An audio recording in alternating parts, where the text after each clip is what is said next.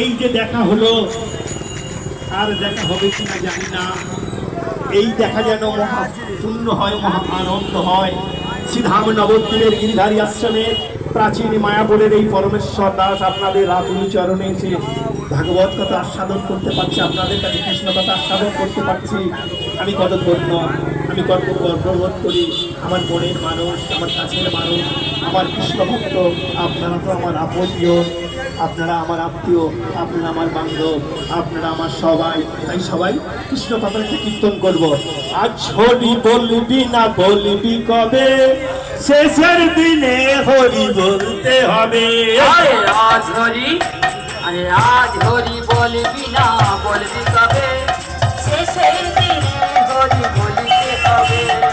আজ হরি, আজ হরি বলবি না বলবি কবে, শেষের দিনে হরি বলতে হবে।